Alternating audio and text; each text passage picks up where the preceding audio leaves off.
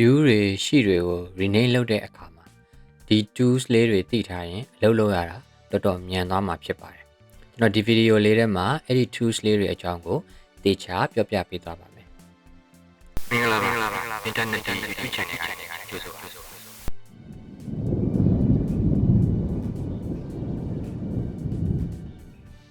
ကျွန်တော်ကအခုဆိုရင်ဒီ view ကို view name လေးပြောင်းချင်တာပေါ့နော် L1 အစား level 1 လို့ရေးချင်တာ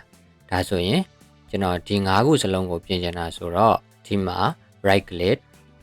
rename ဒါမှမဟုတ် view ကိုဆက်လက်မှတ်ပြီး F2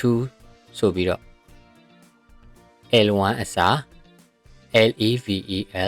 level 1လို့ကျွန်တော်ပြောင်းရေးလိုက်မယ်ပြီးရင် enter ပေါ့နော်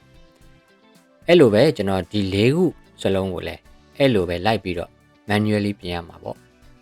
အဲ့လိုမျိုးမပြင်ချင်ရင်ကျွန်တော်တို့ EF2s တဲက rename ဆိုတဲ့ tool လေးကို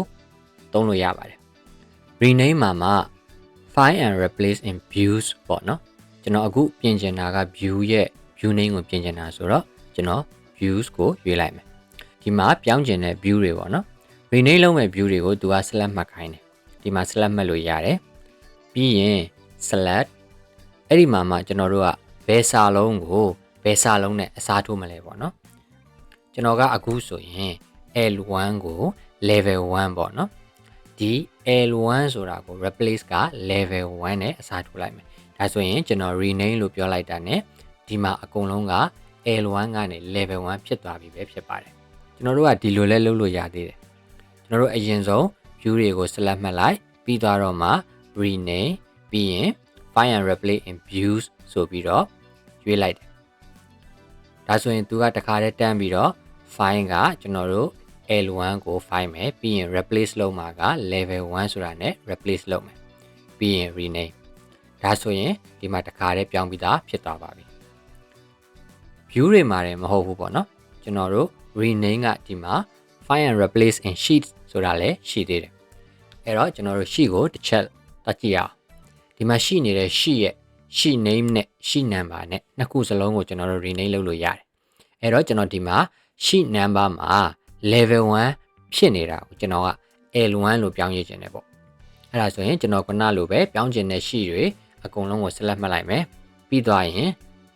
rename မှာ find and replace in sheets အဲ့ဒါလေးကိုရွေးလိုက်မယ်ပြီးသွားရင် sheet number မှာကျွန်တော်ပြောင်းခြင်းတာဆိုတော့ find နေရာမှာ level 1အဲ့ဒီအစား replace က L1 ပေါ့နော်တခါတည်းကျွန်တော်တို့ sheet name ကိုပါပြောင်းလို့ရတယ်ကျွန်တော်တို့ find က L1 ပေါ့အဲ့ဒီအစားကျွန်တော် replace လုပ်ချင်တာက level 1နဲ့ replace လုပ်ချင်တာဒါဆိုရင် rename လို့ပြောလိုက်တာ ਨੇ ဒီမှာဆိုရင် sheet number က level 1ကနေ L1 ဖြစ်သွားပြီ sheet name ကလည်း L1 ကနေ level 1ဖြစ်သွားပြီဒီလိုနည်းနဲ့ကျွန်တော်တို့ရဲ့အလုပ်လုပ်ချိန်တွေကိုတော်တော်လေးသက်သာသွားနိုင်မယ်လို့ထင်ပါတယ်ခင်ဗျာ Okay အခုဆိုရင်တော့ find and replace in views နဲ့ find and replace in sheets ဆိုတဲ့ tool လေးတွေအကြောင်းကိုသေချာသိသွားပြီလို့ထင်ပါတယ်ခင်ဗျာ See you in the next video